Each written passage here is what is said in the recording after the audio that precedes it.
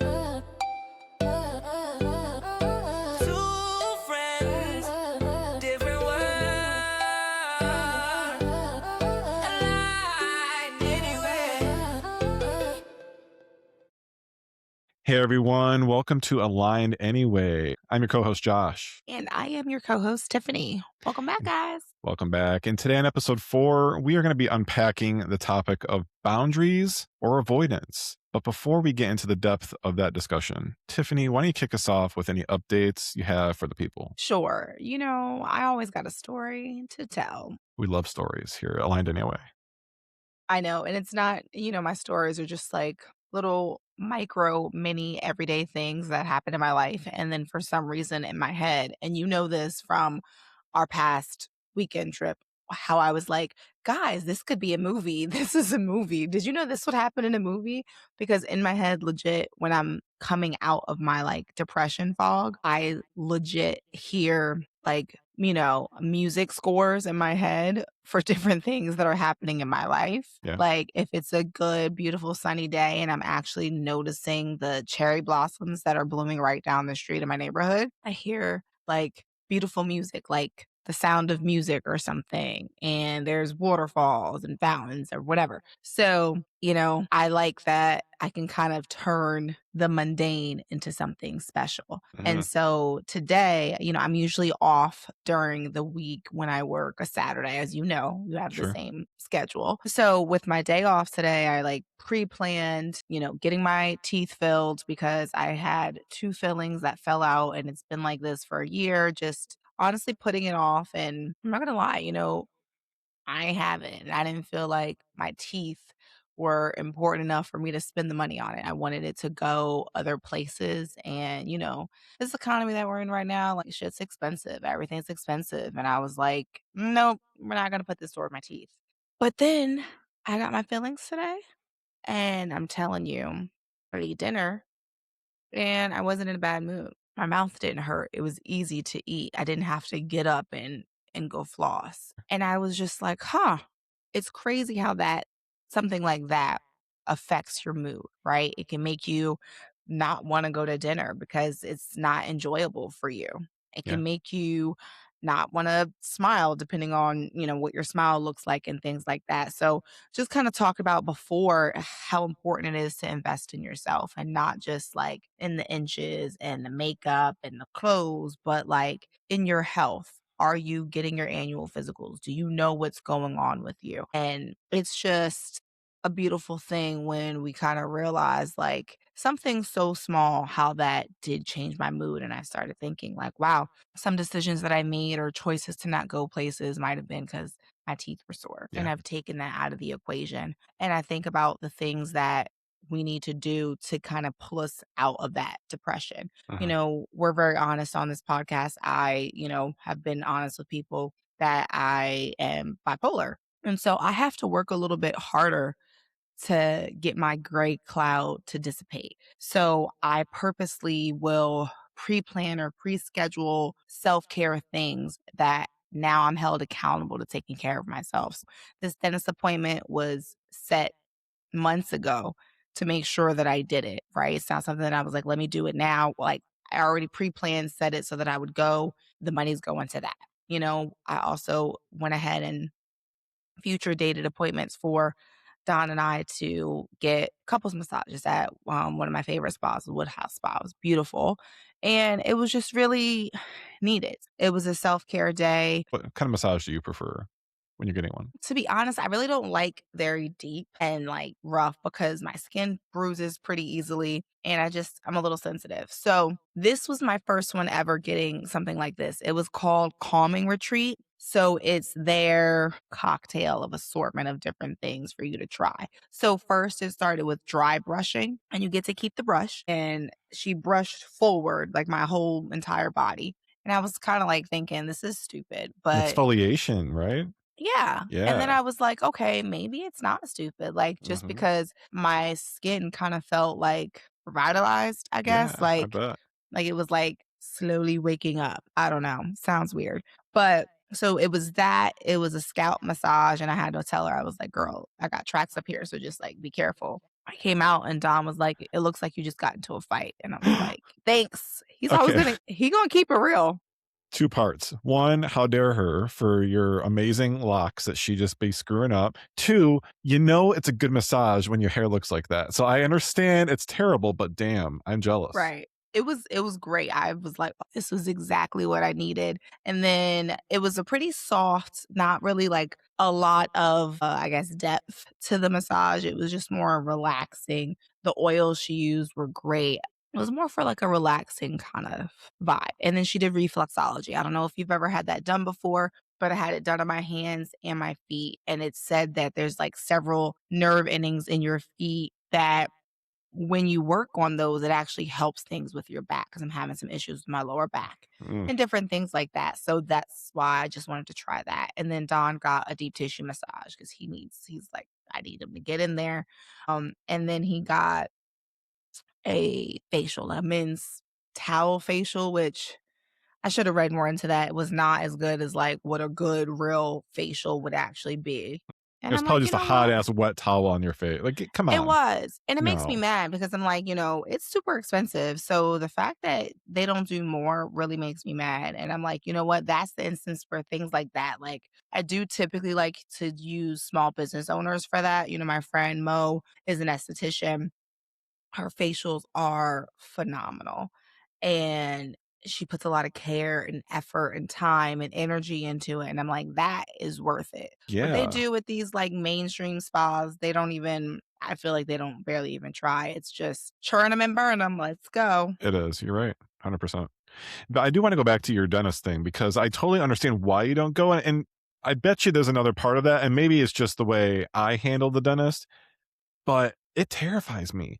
And when you go in there, it's Yeah. not just that it terrifies you, they make you feel like shit, right? Like, not the doctor. The doctor's got good bedside manner, but you go to the dentist and you're like, ooh, girl, no. What's going on with your teeth? You better be flossing every day. How often do you floss? Do you know that you're losing gum density? Did you know you have to get a crown? Did you know that you need dentures by the time you're 45? None of this happened to me, by the way. But I'm just being a little dramatic for the reasons you go in there feeling like I was shit. thinking, I was like, "Damn, Yeah, Josh, damn, you his grill got is you got fucked your up. grill is fucked up." I was like in my head, I was thinking, I'm like, "Okay, how am I gonna play this off and, like, not be offensive?" But I was like, "Oh, shit, that's a lot." I was like, "You should have been going to the dentist, that was the problem." No, it's But actually funny. I went back in, it was like October, and I hadn't been in 6 years. So I do want to touch on that because I was not taking care of my teeth because of the reasons I just said.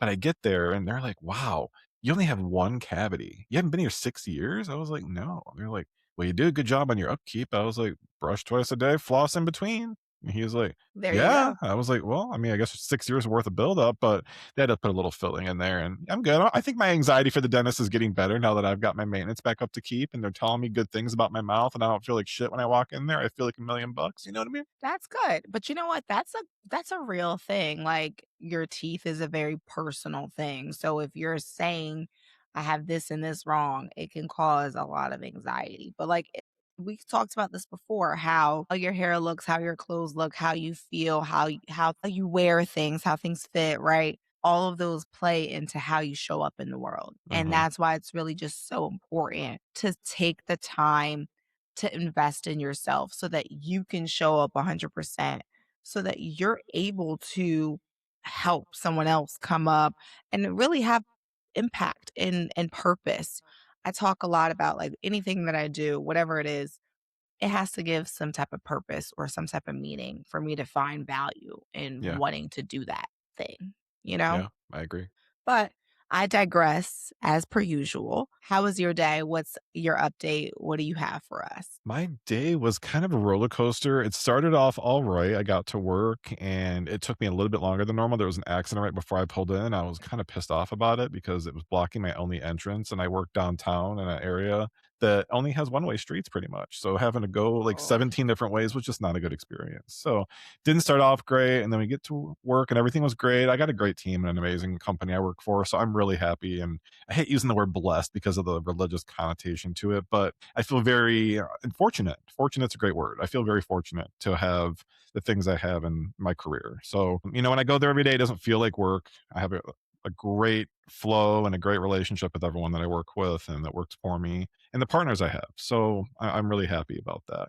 And then I get home and I'm playing with the babies and everything's going right. He means dogs, That's right. I don't FYI. actually have actual kids. I'm too selfish for that on my admission, but I do have a soft spot for two little fur babies. That's right. I have a pug and a cocker spaniel beagle mix. My pug is Loki and the beagle cocker spaniel mix is Brady. And they're great and they're naughty and they're my heart and soul. So that was really it. I mean, it was kind of like just up, down, all around. And, this week I did a couple things that were exciting. So I booked a cruise for my birthday in April. And I've only been on one cruise, and I went to Spain, Italy, and France. I had won a work competition, did this little solo cruise. My ex actually betrayed me and didn't go to the cruise that I had won from work as a competition. Can you believe that? Like, what idiot? Even if we weren't in a good I would have place. went. I would have faked it till I made it. I would have been like, "Hey." I'm telling you, idiot, idiot, idiot. Yes, we weren't getting along, but We'll figure it out. yeah, he ditched me. I couldn't get any of my friends or family to go, Might get along at the Eiffel Tower. you know? I will tell you, I had some moments though. Like I got to sit at an espresso shop looking at the Leaning Tower of Pisa while eating a piece of pizza. And it was like something that was on my bucket list. I was like, I need to do all of these things at once. And I started bawling. I was like, this is like something I'll never probably do again. But then I started getting older, right? And then I'm like, oh shit, I can do whatever the fuck I want. I really can do whatever I want because I work hard for my shit. And when it's time to reward myself, I'm starting to have this different outlook on life that like I want trips, I want experiences, I want friends involved. I want people in my circle that are going to share joy in those moments with me that I can take until I die. You know what I mean? Like I'm just so about not doing Christmas gifts anymore. Like I have everything I need in my life and then some. Like I don't need this mundane shit anymore. I need real connections and real people and real moments and things that matter and give me depth and experience that make me Mm. grow and make me wonder and make me learn. And if it doesn't do that, I feel like I'm not doing something right. So I did the Mexico trip and then I booked a trip to Ireland for my 5-year anniversary in October. So I'm like on a fucking roll I and know. You were I'm so living my excited about life. booking that too. Like, that was like it was like a, "Yes, like, I booked this." Like, that's awesome. Well, congrats to you. And the Thank fact you. that you're able to do that and you can enjoy the hard work that you put in. I have never been out the country, so that's something that, I'm really wanting to do and plan on doing, and likely it'll be for our honeymoon. We finally decided, like, we talked a little bit more about it, and I talked to you about it last weekend, but we are gonna do the Airbnb, like, in the woods, and the wedding is gonna be it's gonna be giving, fairy vibes. She's a fairy, and I'm loving that. Okay. So, I'm really excited about, like, that, but everybody always laughs at me because 'cause I've changed it so many times, so we'll see. I remember TBD.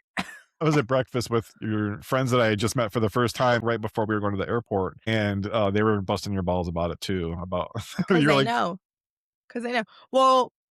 Because one of the venues was gonna be at, her or his aunt's house. She has, like, a barn in this really pretty wooded area. I mean, it's gorgeous, but it was just too big, and it was too much money for kind of decorating it and things like that. So I just was like, and then, we went back to the whole "we're just gonna elope" thing. And to be honest, I don't know, Josh, we still may pop up married. I don't know. yeah, why not? Like, I kinda am like, people are like, "Oh, when would you elope?" And I'm like, "I don't know." The point of eloping is, like, I want it to be a random, like, "You know what?" Like, I wanna look over at him and be like, "I love you down. Let's go."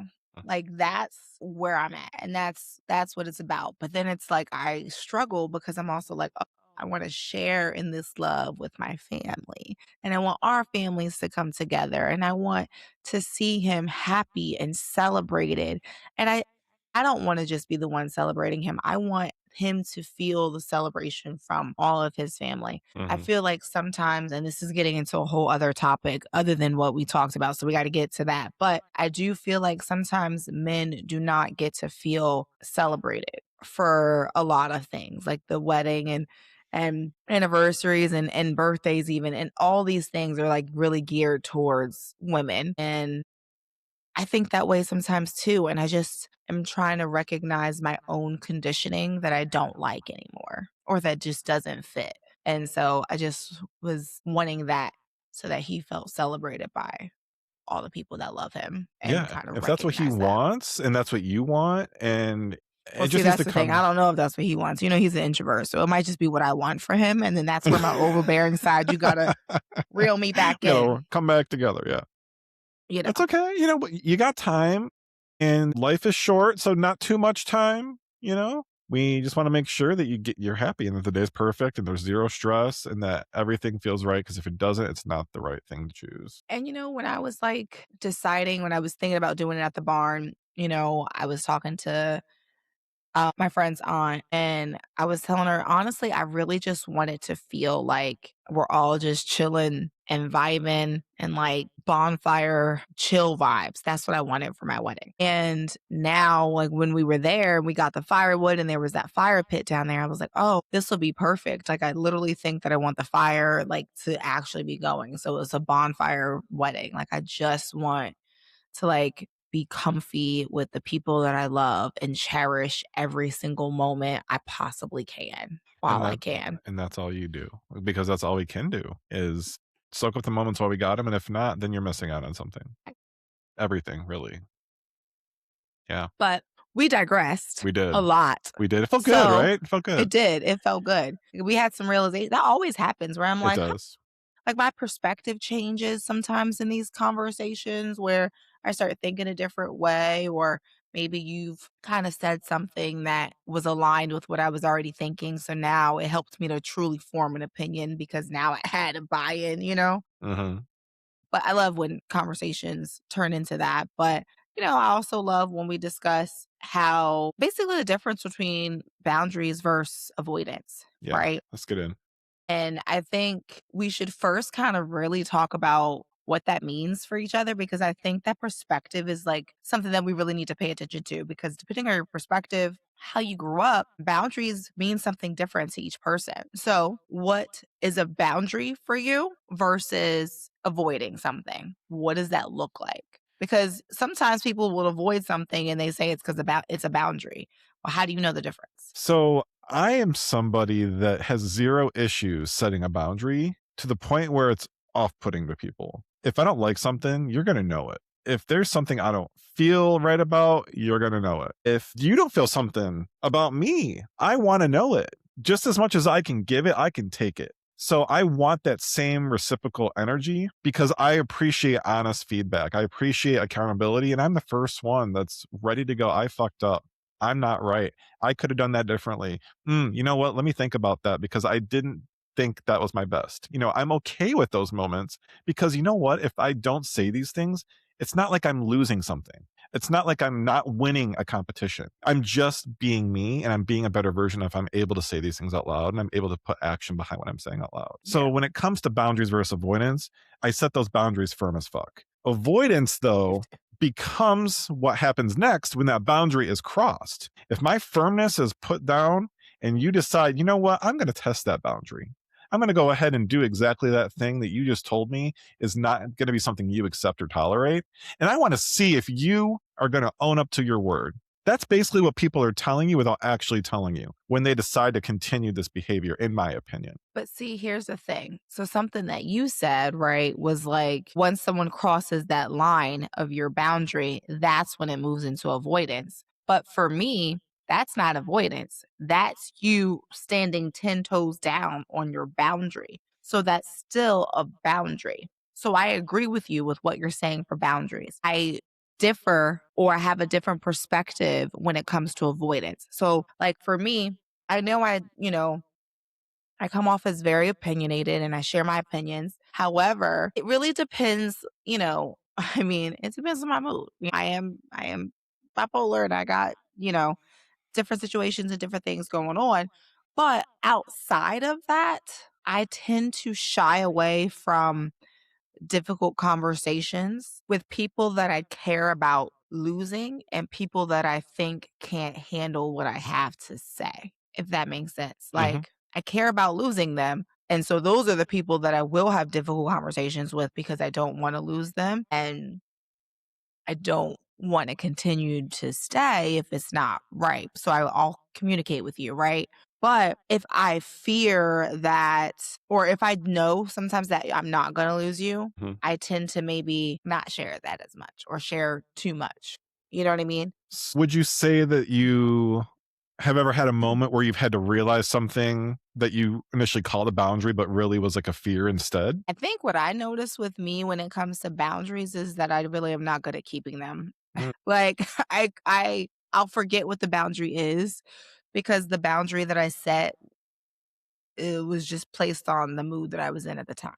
And so I think that's okay, That's got to be but confusing for it's the person confusing for receiving the that. other. Exactly. It's confusing for the other person. And so I recognize that that's probably not like I'd have to fix that. So like when you said this topic, I was kind of like, and we started going through some questions and stuff. I was like, oh, this is gonna have to like I'm gonna have to eat this because I Eat it, baby. because I'm really not the best at boundaries. I'll set a boundary, I'll forget that I set it, and then I'll be like, okay, one day. Like I had this rule. I didn't want anybody in my room when I came home from work. Like no kids. Don could be in there, but I'd prefer not. Like I need to come in, change, decompress, do my little thing, right?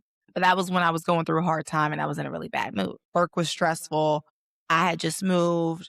I just, well then I would come home and be like, "Come upstairs with me. Like, I'm about to, we'll change and we'll hop in the bed and watch a movie." What the fuck? Confusing as hell, Yeah. right? Mhm. Because one minute you want this and the next minute you want this. And that's where I was like, okay, I got to check myself. So when I think about avoidance, I think about me avoiding having that conversation. Like, I peeped that my inconsistency caused you confusion, which is now causing a disagreement in the future. Yeah. I'll avoid having that conversation because I don't want to be wrong. But see, that's where I have a question though. Like, what are you losing by being wrong? Bragging rights. What do you mean? What am I lose? Everything. My dignity, my soul, my hair might fall out. I don't know. I might melt. Hello, I'm a Capricorn, okay? Through and through. We are right all the time. God Hey, damn it. look, as an Aries, I totally understand the fiery nature of that part because I also have this tongue that doesn't stop flapping and the mouth that doesn't shut up when it comes to how I feel. It just fucking happens. Oh, And I that's know. part of my problem. Right? At least here's the thing. We talked about this before. I'm so tired of knowing what my problem is and not fixing it. Right? Like okay, this is the problem. All right, let's fix it. I always say to my team, like, focus 5% on the problem and the other 95% on the solution. Cause I can't change the problem. It happened. I can't change it, but I can change the future. I can change the outcome. So that's where I want to put my focus. So really, I've been really focusing on that. But like I keep backsliding and I'm just like, okay, I really got to figure out like what are my boundaries and why? Are my boundaries superficial? Are my boundaries fair? And sometimes I have to kind of realize like that doesn't fucking matter. If it's my boundary, it's my boundary. It doesn't matter if it's fair. It doesn't matter if it's petty. Like if it's petty, let it be fucking petty. And that's where I have to kind of really lean into that. And maybe have some tougher conversations. And I had a conversation with my friend and she let me know like I had been friends with someone for well past the expiration date. You know this story. We had a little blow up in Florida Yes. and we haven't been friends. I'd be lying if I said I didn't miss the friendship. I miss the good parts. I miss the comfort, but I don't miss the pressure I felt from the disappointment that I carried, that I allowed myself to not stick to not one boundary I set for myself in that friendship. A friend breakup, I also call it a friend divorce, is also just as hard, in my opinion, as a divorce in a real marriage because you choose to invest this energy and trust into this relationship with this human that you're not having sex with, that there's only platonic conversations and feelings and activities with, whether that's any gender, doesn't matter who you are. But then you equally, in this situation for you, if I can speak for you, is that you both kind of mutually decided this was something you both needed to really take time and part from and really take some space. And maybe one day the universe wants you back together when she hopefully grows and or maybe not, and if not, that's fine because your paths aren't meant to cross again. But it's good that your boundary was firm enough to recognize that the behavior that was being thrown your way was not something you should accept anymore. Yeah. No, I completely agree, and the only thing with me is that, it does take me so long to set that boundary. Like, that's how I end up in situations where, I was talking to Don today about, like, different traumas, and he mentioned that, like, one of my traumas is being taken advantage of, and that ties into my lack of boundary setting. It was very easy for people to take advantage of me, like, in college, my apartment was where people stayed and didn't pay rent, where Mm, people partied and whatever friends they brought over stole money from me. I Like, know this that. is a real story. These are real things that have happened to me. An ex lived with me and my sister, paid zero rent, and would claim he could never do anything special for me whatsoever. And I used to find like expensive gaming equipment and that he was hiding in the closet of the, home I was paying for. Disgusting. And so, like, that just goes to show that I'm not great at setting boundaries. So I've learned a lot and I've grown a lot and I'm firm in like my boundaries. But the thing is that I'm firm with my boundaries one day and then the next day I'm loosey goosey. So I can understand how someone would be like, well, I'm not really sure which way you want me to go. And to be honest, I think I really just came to that realization, like, in this conversation. As you were talking about it and asking the questions, I was really like, "Ooh, ooh, all right. Dodging This and is weaving. this is me. Like, this I'm not good at it. I will avoid it." And what that will look like will be like, well, I won't have the conversation, and then I expect someone to read my mind, and then I blow up. And it's World War III, and everything that I think in my mind, I genuinely believe is reality because I'm constantly overthinking and thinking about ways that people are going to backstab me or like fuck me over. Like, I genuinely just think that like most people suck, and given the opportunity, they're going to screw me over. And I'm a strategic person, so I'm thinking ahead of time, like, how can I make sure to protect myself? Yeah. And when I'm in settings where I'm like, "Oh, I don't know how to protect myself," or I'm not sure how to navigate, I think that's why boundaries are like, up and down. See, the issue with me with avoidance, because I touched on the boundary part and I just kind of talked about the avoidance, but the avoidance for me is the most detrimental because once I get to the avoidance, it's over. And it's really hard for me to earn that trust back and to be able to look at you in a different light and to be able to talk myself through why you are now deserving of me forgiving you, what that will bring to my life, what value that's going to add to my space that's going to make me feel safe because it's no Clearly. longer about just needing people in my life like we were when we were younger to feel like we're part of a community. For me, I'm no longer in that place. I don't need to be around a bunch of people to feel whole. I had the most amazing time when we were on vacation. And I know that episode 3 talked about that a lot. And I go back to that because I don't travel with people well. And I shared this with you on vacation. You and I had some good quality time one on one. Our husbands were sleeping. So we just sat down and had good talks. And one thing I shared with you is I have a huge family and it's blended. I have 2 real biological siblings, and then I have the rest of them all step or adopted. And we had a total of 9 people in our family together. So traveling was always a fuck show. I mean, there was fighting, there was people missing deadlines, there was messiness everywhere. 1,800 water bottles that had no names on them, half drank everywhere. As an OCD person, let me tell you, that shit will drive you up the fucking wall. I Yes. It So sounds insane. it's insane, but also being around that environment is insane. When you're supposed to go on vacation, it's like more issues than it is relaxing. So I always go into fear when I go around a lot of people. And a lot of people for me is like more than 4 at one room. But I never once felt like we had drama. There was no issues. There was no one in each other's space. There was no pressure to like do anything. We drank a lot. We laughed a lot. I kicked your ass in foosball, but we'll talk about that later. Well, you cheated, so he used his witchy powers, and I haven't gotten that far yet. So It's fine. Ascensions with foosball, so it's clearly. okay. It's okay. But back to the point of just like, traveling with friends really brings out a lot, either the good, the bad, the ugly. We had a great time. So I really learned through just even that experience that I don't need a lot of people. I don't even need a group of people to travel with. I don't need a group of people at my house. A party's cool. It brings me more shit than it does peace. I just need my close people that know me, that trust me, that want to laugh with me, that want to chill, that want to watch a movie. I don't care what it is. Let's just be around each other and have a good time. If that's 3 people, if that's 5 people, if it's 10 people, but you need to be a good fucking person and your vibe needs to be on point or else it's not for me. Right. I completely agree. I definitely am the type of person, and you know this because you've been to my parties and my little get-togethers. You know, I love to entertain. I love to have all my people in one place because that's when I feel the most comfortable and confident. Because sometimes I have a lot of people that I care for and that care for me, and they're all over the place in different states. And so sometimes I feel pulled in so many different directions. So when I can get everyone together in one space, my heart feels full because I don't feel like I'm competing at this point. Everyone's here Yeah. and I get to make little connections and little memories with everyone. So as long as it's for a couple hours, that's totally fine. But I've never done a big trip before. And this was my first couples trip.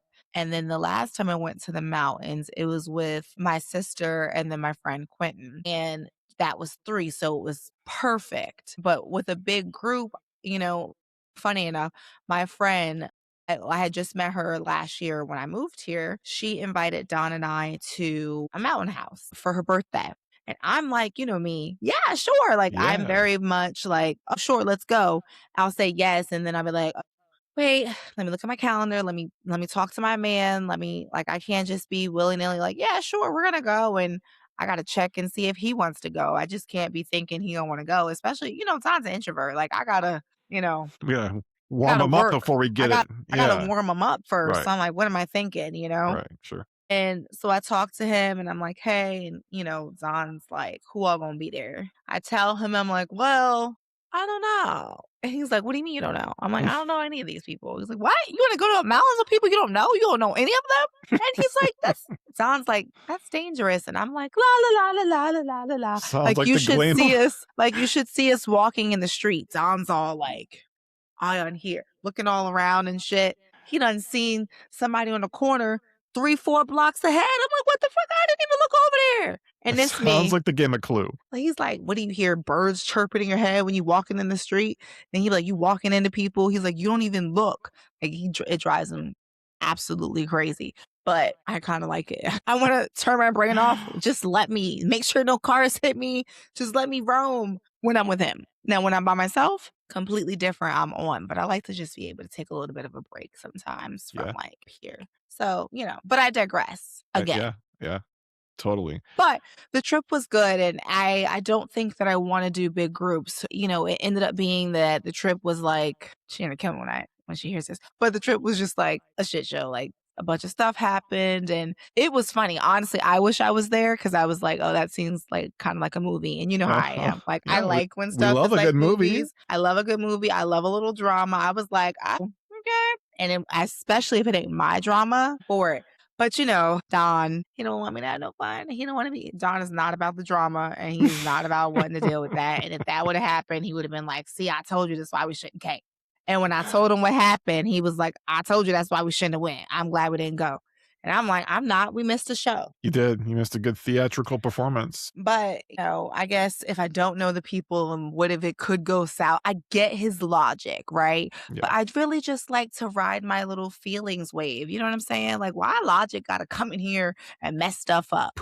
Smack you in the face. Right? Ain't enough stuff logical. I just want to like feel my feelings and act on them all the time. That would All the probably be time. bad, actually. Oh, God. But like, wouldn't that be cool though? All right, now we're really like getting off. But for real, if you could feel your feelings all the time and just do what you feel, whatever, all the time, what are you doing? What does a day look like with no filter? Oh, I'm Do cussing everyone whatever. out. Okay. Yeah, everyone's getting what's cussed that? out. Everyone's getting cussed out. Everyone's getting the fuck out of my way because I walk really fast and I drive really fast. And I want to tell everyone off that pisses me off. That's an uninhibited Josh. That's that version of me.